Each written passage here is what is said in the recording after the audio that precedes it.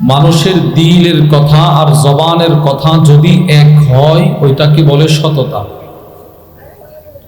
দিলে যাহা জবানে তাহা নয়, জবানে যাহা দিলে তাহা নয়, তাহলে এটা সততা নয়। এর কি গুরুত্ব ইসলামে? এক নাম্বার, মাওসুআতু নাদরাতিন নাঈম ফি মাকারিমি আখলাকির রাসূলিল কারীম, ওই কিতাবের মধ্যে এসেছে আল ঈমান আসাসুহু আস-সিদক। সততার গুরুত্ব বোঝাতে গিয়ে সৌদি আরব সহ আরব দেশের গ্র্যান্ড মুফতি যারা, তারা সকলে মিলে একটি কিতাব লিখেছে। ওই কিতাবের মধ্যে লিখেন ঈমানের মূল ফাউন্ডেশনটাই হলো সততা। সুবহানাল্লাহ বলেন। ঈমানের মূল ফাউন্ডেশন সততা।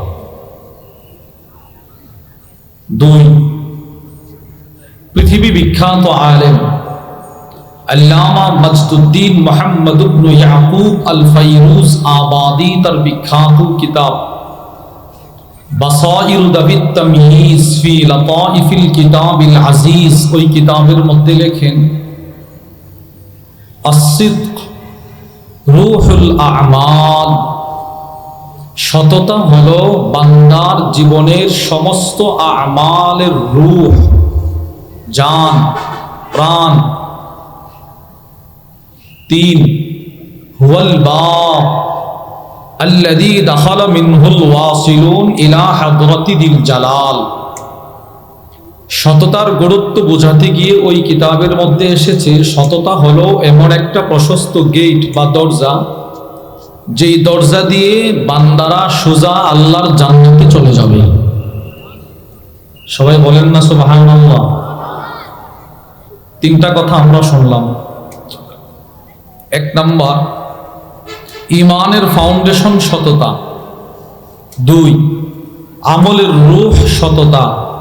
তিন, আল্লাহর কাছে পৌঁছার দরজা সততা। চার নাম্বার, আল্লাহর নির্দেশ পৃথিবীর প্রত্যেকটা বান্দা বান্দি যেন সত্যবাদী হয়ে যায়। কুরআনুল কারীমে আল্লাহ বলেন বিসমিল্লাহির রহমানির রহিম, ইয়া আইয়ুহাল্লাযীনা আমানুত্তাকুল্লাহ ওয়া কুনু মা'আস সাদিকিন। আল্লাহ রাব্বুল আলামিন বলেন, হে ঈমানদারগণ, তোমরা আল্লাহকে ভয় করো। ওয়া কুনু মা'আস সাদিকিন, সত্যবাদীদের সঙ্গী হও। এই আয়াতের ভেতরে আল্লাহ পাক সত্যবাদীদের সঙ্গী হও এর নির্দেশ করেছেন। তাহলে এর ব্যাখ্যা কি? এই আয়াতের ব্যাখ্যায় আল্লামা যাইনুদ্দিন আব্দুল করিম আল কুশাইরি তার বিখ্যাত কিতাব আর রিসালাতুল কুশাইরিয়ার মধ্যে লেখেন, মান আরাদা আন ইয়াকুনা আল্লাহ তাআলা মা'আহু ফালিয়ালজামিস সিদকা।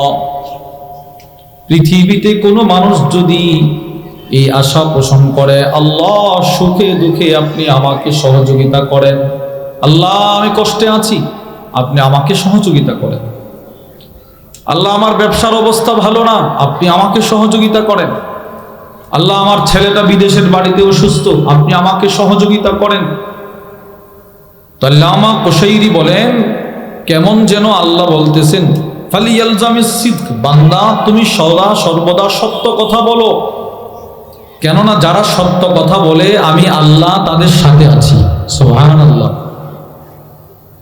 তাহলে 4 নাম্বার, সত্যবাদী হওয়ার নির্দেশ আল্লাহর। বলেন না, সত্যবাদী হওয়ার নির্দেশটা কার? আল্লাহ। 5, সত্য একটা জবান আল্লাহর কাছে ভিক্ষা চাওয়া, এই ওসিয়ত নবীজির। সহিহুল জামের বর্ণনা, وعن شداد بن أوس رضي الله تعالى عنه قال, হযরত শাদ্দাদ ইবনে আউস থেকে বর্ণিত, তিনি বলেন, قالني رسول الله صلى الله عليه وسلم। হযরত শাদ্দাদ ইবনে আউস বলেন, আল্লাহর নবী একদিন আমাকে বলতে লাগলেন, ইয়া শাদ্দাদ ইবনে আউস, হে শাদ্দাদ ইবনে আউস, ইযা রাআইতান নাস ক্বাদ ইকতানাজুদ যাহাবা ওয়াল ফিদ্দা। ও শাদ্দাদ, তুমি যখন দেখবা পৃথিবীর মানুষ স্বর্ণ রূপা জমা করার পেছনে দৌড়ায়, নবীজি নবীর এক সাহাবীকে বলে, তুমি যখন দেখবা পৃথিবীর মানুষ স্বর্ণ রূপা টাকা পয়সা জমা করার পিছনে প্রতিযোগিতা শুরু করে দিয়েছে, তখন তুমি আমি রসুলের শিখিয়ে দেওয়া এই দোয়াগুলো পড়বা। কি সেই দোয়া? এক নাম্বার, আল্লাহুম্মা ইন্নী আসআলুকা সুবাত ফিল আমর ওয়াল আযীমাতা আলার রুশদ। তুমি বলবা, আল্লাহ, আমি আপনার কাছে মৃত্যু পর্যন্ত ঈমানের উপরে অটলতা থাকাটা ভিক্ষা চাই। নবীজি সাহাবীকে দোয়া শিখাচ্ছে, সাহাবী তুমি আল্লাহর কাছে বলবা, আল্লাহ, আমি মৃত্যু পর্যন্ত ঈমানের উপরে থাকাটা আপনার কাছে ভিক্ষা চাই। প্রিয় ভাইয়ের আমার, হুজুর, দিনমজুর, সাধারণ কৃষক, শ্রমিক, ইমাম, মুয়াজ্জিন, মুসল্লি, আমরা সকলেই যে মৃত্যু পর্যন্ত ঈমানের উপরে অটল থাকতে পারবো এর কোনো নিশ্চয়তা নাই। বলেন আছে? আপনারা কথা বলেন না, আছে? নাই, কারো নাই। ছোট্ট একটা দৃষ্টান্ত দিলে আপনারা বুঝবেন। সহিহ বুখারীর বর্ণনা, وعن أنس بن مالك رضي الله تعالى عنه قال, হযরত আনাস ইবনে মালিক থেকে বর্ণিত, তিনি বলেন, আন্না রাজুলান নাসরানিয়া আতান নবী সাল্লাল্লাহু আলাইহি ওয়াসাল্লাম, এক খ্রিস্টান নবীজির দরবারে আসলো, এসে কালেমা পড়ে মুসলমান হয়ে গেল। সুবহানাল্লাহ। হাদিসটা ভালো করে বুঝবেন। লোকটা ছিল খ্রিস্টান, নবীজির দরবারে আসলো, কালেমা পড়ে হয়ে গেল মুসলমান। শুধুই মাত্র মুসলমান হলো না, সুম্মা ক্বারাআ সূরাতাল বাকারা ওয়া আলা ইমরান। নবীজির সহবতে থাকতে থাকতে ওই লোকটা কোরআনে কারীমের তেলাওয়াত শিখলো। কোরআনের সবচেয়ে বড় দুইটা সূরা, সূরা বাকারা, সূরা আলে ইমরান, সে দুটোটা সূরা পড়তে পড়তে মুখস্থ করে ফেললো। সুবহানাল্লাহ। কোরআনের দুইটা বড় বড় সূরা মুখস্থ করে ফেলছে। এটা কি স্বাভাবিক বিষয় না অস্বাভাবিক? খ্রিস্টান ছিল, কালেমা পড়ছে, কি পরিমাণ মেহনত করছে, দুইটা সূরা মুখস্থ। দিন যত যায় নবীজি তাকে তত ভালোবাসতে শুরু করলেন। দেখেছো, ছিল খ্রিস্টান, পড়লো কালিমা, শিখলো কোরআন, আও বড় বড় দুইটা সূরা। সাহাবী হযরত আনাস বলেন, নবীজির সাথে সাথে তাকে ওহী লেখার দায়িত্ব পর্যন্ত দিয়ে দিলেন। সুবহানাল্লাহ। ভাই, কি লেখার দায়িত্ব দিছে? ওহী। সবচেয়ে দামি দায়িত্ব, গরু দায়িত্ব নবীজি দিয়ে দিছে, যাও তুমি ওহী লিখবা। এই লোক কয়েকদিন নবীজির ওহীও লিখছে। এবার আপনারা শুরু থেকে একটু মেলান তো, সে ছিল কি? সবাই বলেন না। এরপরে কি হইল? কি শিখলো? কোরআন। বলেন না, কি শিখলো? শুধু শিখছে না, মুখস্থও করছে। এরপরে কি লিখছে? ওহী। এবার শুনেন আশ্চর্য কথা। বুখারীর বর্ণনা, হযরত আনাস বলেন, ফাআদা নাসরানিয়া, কয়েকদিন পর লোকটা আবার খ্রিস্টান হয়ে গেল। নাউজুবিল্লাহ। এবার সে খ্রিস্টান হয়ে তার এলাকায় চলে গেছে, খ্রিস্টানদের অধ্যুষিত এলাকায় চলে গেছে, গিয়ে বলে, মা ইয়াদিরি মুহাম্মদ ইল্লা মা কাতাবতু লাহ। এই শোনো শোনো, মুহাম্মদ কিছুই জানে না, মুহাম্মদ কিছুই পারে না, আমি যা লিখে দিতাম তা ছাড়া। বলেন না নাউজুবিল্লাহ। যেই মাত্র নবীজির বিরুদ্ধে সে কথা বলা শুরু করলো, হযরত আনাস বলেন, ফা আমাতাহুল্লাহ, আল্লাহ তাকে মৃত্যু দিয়ে দিছে, সে মারা গেছে। প্রিয় ভাইয়ের আমার, বুখারীর এই হাদিসের দৃষ্টান্ত থেকে আপনারা কি বুঝলেন? এই লোকটা কি সারা জীবন খ্রিস্টান ছিল না মাঝখানে মুসলমান হয়েছিল? বলেন না। কিন্তু এবার বলেন তো, মৃত্যু পর্যন্ত সে ঈমানের উপরে থাকতে পারছে ভাই? না। এজন্য নবীজি সাহাবীকে দোয়া শিখিয়ে দিয়েছে, সাহাবী তুমি আল্লাহর কাছে বেশি বেশি বলবা, আল্লাহ, আমি মৃত্যু পর্যন্ত যেন ঈমানের উপরে থাকতে পারি, এটা আপনার কাছে ভিক্ষা চাই। আচ্ছা, এই দোয়াটা আমাদের জন্য করার জরুরি না জরুরি না? বলেন আল্লাহ, সবাই বলেন। সবাই বলেন আল্লাহ আমাদেরকে মৃত্যু পর্যন্ত ঈমানের উপর অটলতা দান করেন, বলেন আমিন। এরপরে নবীজি বলে, তুমি এই দোয়া করার পাশাপাশি এটাও বলবা, আল্লাহুম্মা ইন্নী আসআলুকা লিসানান সাদিকা।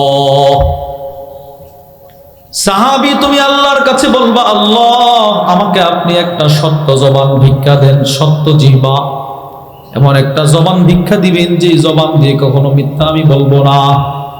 দেখেন নবীজির ওসিয়ত, আল্লাহর নির্দেশ সত্যবাদী হও, নবীজির ওসিয়ত সত্য জবান আল্লাহর কাছে ভিক্ষা চাও। ওইটা কথা বললাম। এক নাম্বার ঈমানের ফাউন্ডেশন সততা, 2 আমলের রূহ সততা, 3 আল্লাহর কাছে পৌঁছার দরজা সততা, 4 আল্লাহর নির্দেশ সত্যবাদী হওয়া, 5 নবীজির ওসিয়ত সত্য জবান আল্লাহর কাছে ভিক্ষা চাওয়া, 6 পৃথিবীতে আল্লাহ পাক যত নবী যত রসুল প্রেরণ করেছেন সমস্ত নবী রসুলগণ ছিলেন সত্যবাদী। সুবহানাল্লাহ বলেন ভাই, সমস্ত নবীগণ কিবাদী ছিলেন? সত্যবাদী। অনেক নবীকে আল্লাহ পাক কুরআনুল কারীমে সত্যবাদী বলে বলে সম্বোধন করেছেন। দৃষ্টান্ত নম্বর 1, বিসমিল্লাহির রহমানির রহিম, ওয়াযকুর ফিল কিতাবি ইব্রাহিম ইন্নাহু কানা সিদ্দীকান নাবিয়্যা। এই আয়াতে আল্লাহ পাক পয়গম্বর ইব্রাহিমকে সত্যনিষ্ঠ নবী বলেছেন।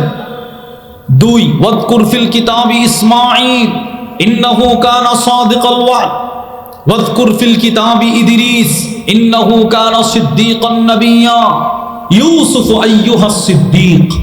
4 জন নবীর নাম আপনাদেরকে শোনাইলাম আয়াত থেকে।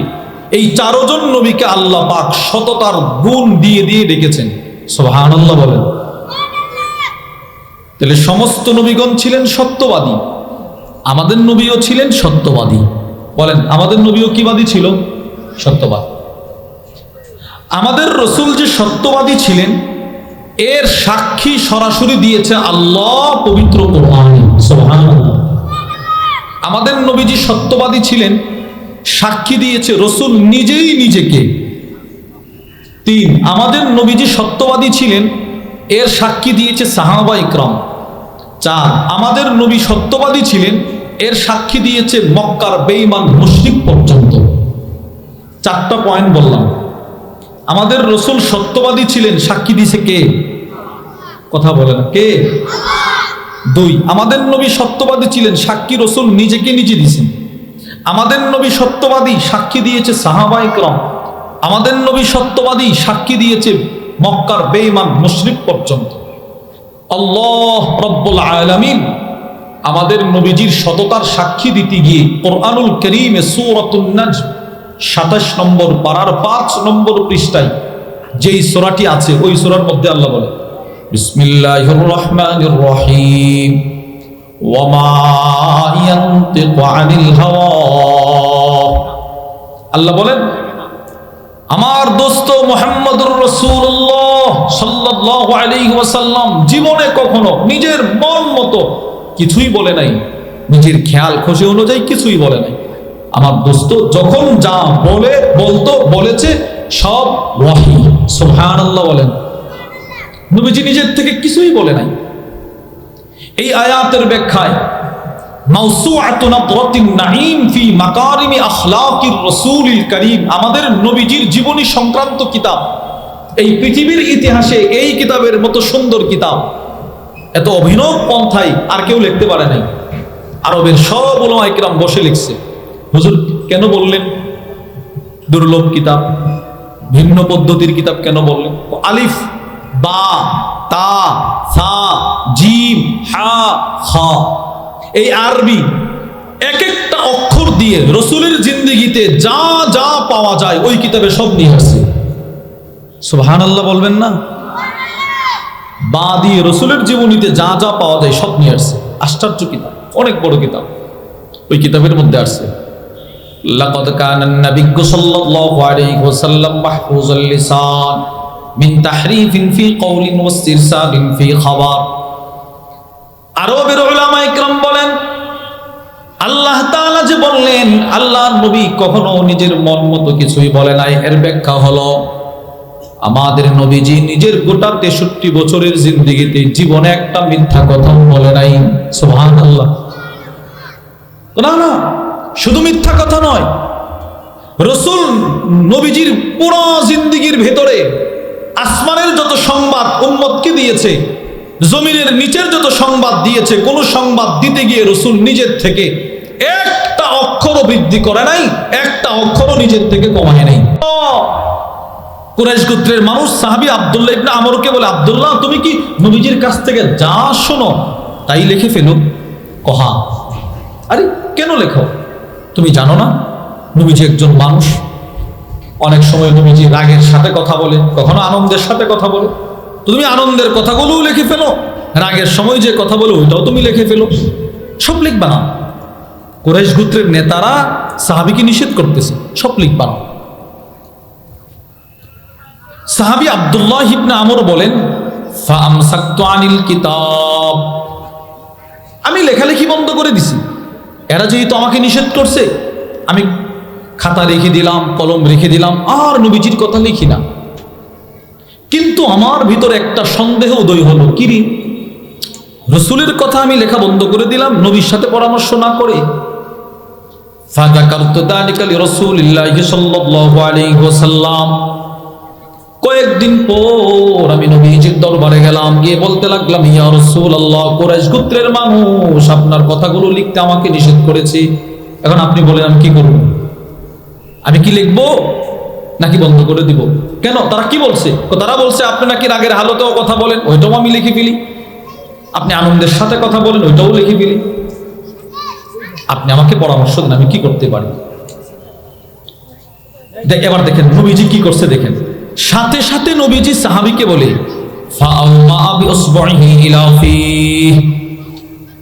ও আব্দুল্লাহ ইবনে আমর, তুমি আমার মুখের দিকে একটু তাকাও।